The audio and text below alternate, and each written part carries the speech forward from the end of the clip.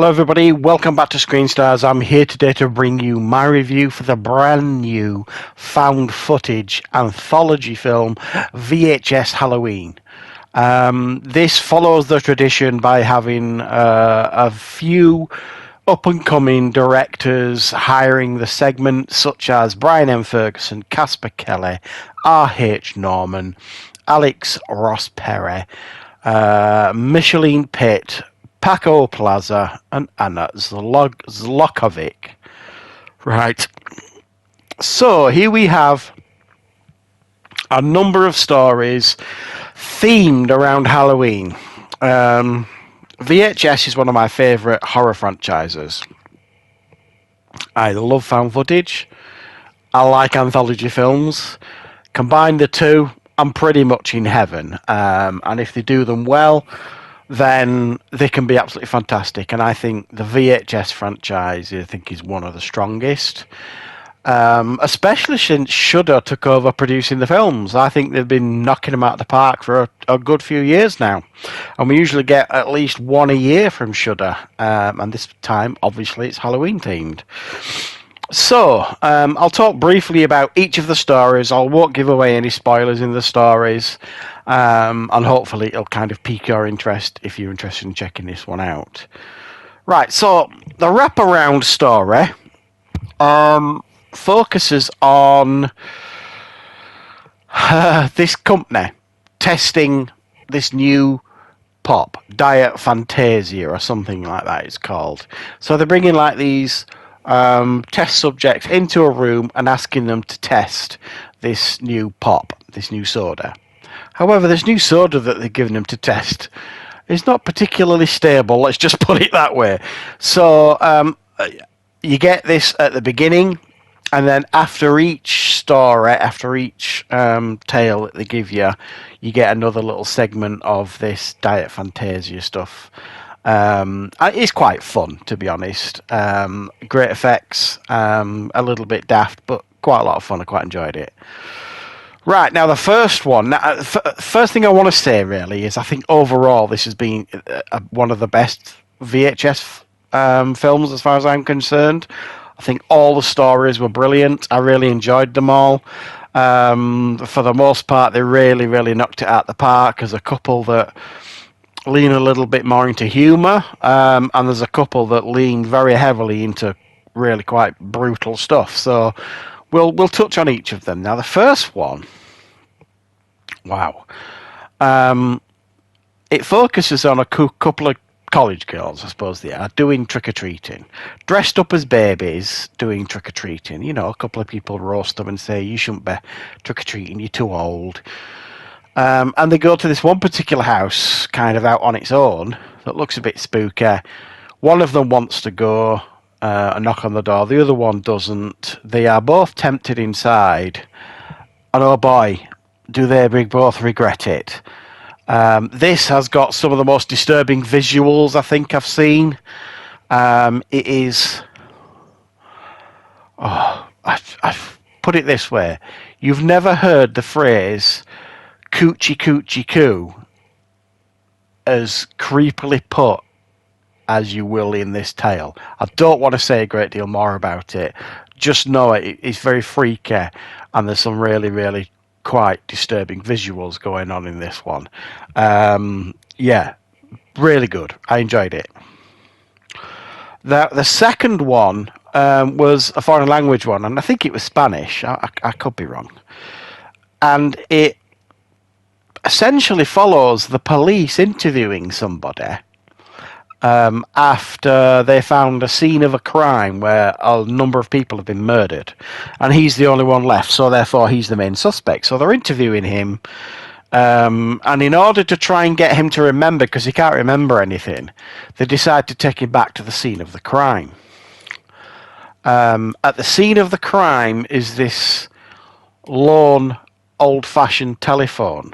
The telephone begins to ring, and what follows is pretty disturbing and pretty gruesome, and you've never seen eyeballs kind of as disrespected as much as you will in this story. Yeah, again, very, very effective. And I thought there were some very impressive effects in this one as well. Now, the third one, again, it involved trick-or-treaters. And at this point, I'm kind of thinking, are they all going to be trick-or-treaters? But it's Halloween themed, so then I kind of thought, well, get over yourself. What does it matter? But this is trick-or-treaters.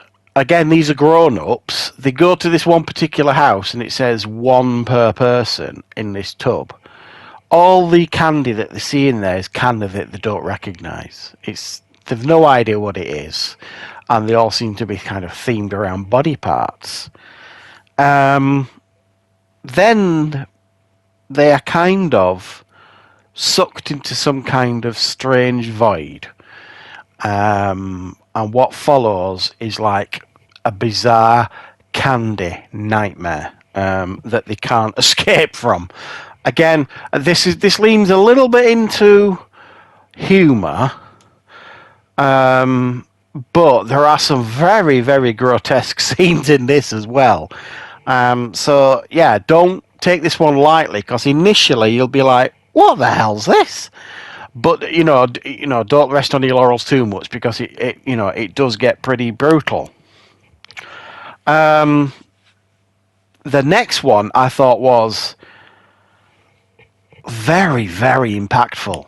It was about a serial killer that is functioning in this little town at around Halloween. That everyone's on alert in this town. They're not really allowed to go trick-or-treating. They can only go to this one area, and the police are giving out treats because they just don't trust that something's not going to happen, sort of thing. And there's this guy, and this is worth mentioning. I think pretty much all of these are kind of set in the 80s. There's this guy who runs his own like electrical store, I think it's fair to say. And he's doing he's filming like the locals, with the parents, and they're saying, just introducing who they are, etc., etc. And there's a kid that goes missing, and the police basically say to him, "Can you go back to your store and get this tape? This person that you filmed earlier who's gone missing." He goes back to his store. What he finds is pretty, scary stuff. Now, again, I'm not going to say anything else, but this reminded me a little bit of the Poughkeepsie tapes. I found it to be really disturbing and very brutal at times, and hard to watch. But again, it absolutely, knocked it out of the park as far as I'm concerned. Very, very good. And the last one, again, it felt like a little bit of a lighter approach. There was a father and his son. Now, ever since his son was young, he has done something like this House of Horrors. He builds this whole Halloween attraction in his garden for all the neighbours and stuff to come and enjoy. He loves Halloween, his dad, and he's been doing it with his son. Now, his son is now a teenager, and he's not interested anymore in doing it, but his dad really wants him to do it this year again. They go to the local store to find some spooky stuff, and he finds this record that basically promises that when you play it, your Halloween's going to pick up, and there is going to be some scary stuff happening. So he gets it in the hope that, by playing this record, it's going to kind of increase the atmosphere of his haunted house setting.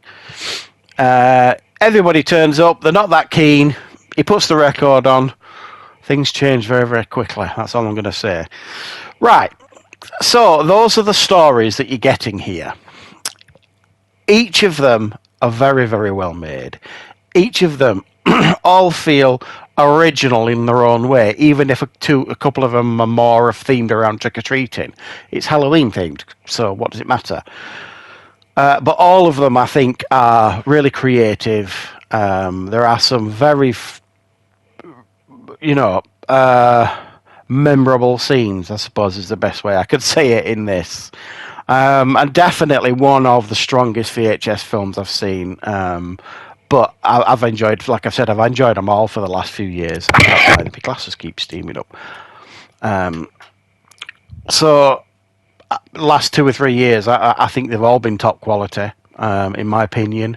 This one, arguably the best of the last 2 or 3 years. But still, if you like VHS films, if you like anthology films, if you like horror films, you like found footage, you're going to be in heaven here. This is a really, really good entry into the franchise. Well made, well produced, a lot of care and attention's gone into it, and I thoroughly enjoyed it.